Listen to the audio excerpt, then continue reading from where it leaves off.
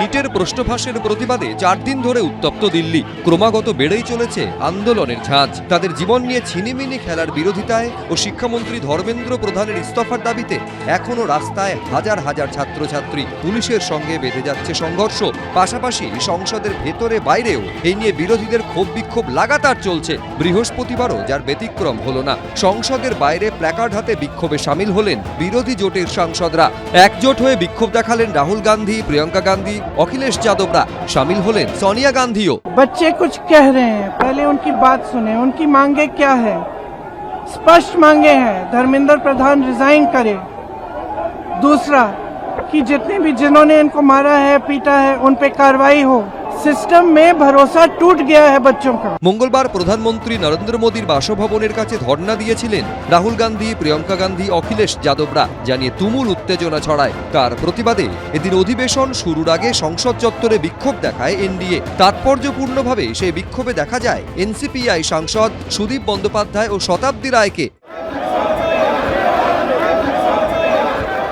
এনডিএর বিক্ষোভ চলাকালীন সেখান দিয়ে যাচ্ছিলেন রাহুল গান্ধী ও প্রিয়ঙ্কা গান্ধী। রাহুল গান্ধীর নামে স্লোগান দিতে শুনে দাঁড়িয়ে যান প্রিয়ঙ্কা গান্ধী। পাল্টা স্লোগান তোলেন তিনিও।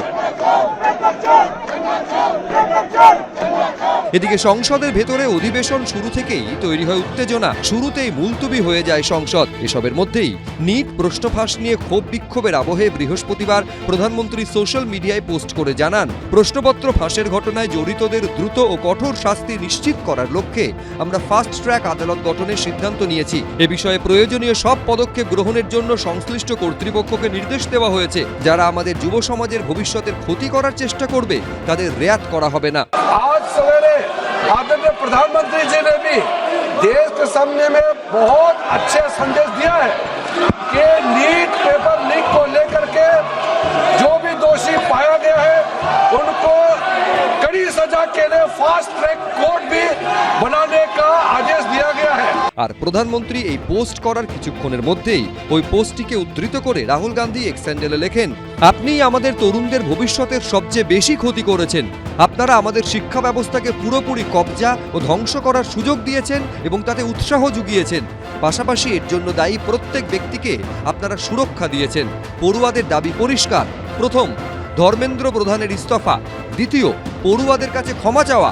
এবং তৃতীয়, পড়ুয়াদের ওপর অত্যাচার যারা করেছে তাদের বিরুদ্ধে ব্যবস্থা নেওয়া। এদিকে বুধবার রাতে দিল্লিতে ফের বিক্ষোভকারীদের সঙ্গে পুলিশের সংঘর্ষ হয়। আহত হন এক এসিপি সহ 4 জন পুলিশ কর্মী। বিজেন্দ্র সিংহ, এবিপি আনন্দ। এবিপি আনন্দ, এগিয়ে থাকে, এগিয়ে রাখে।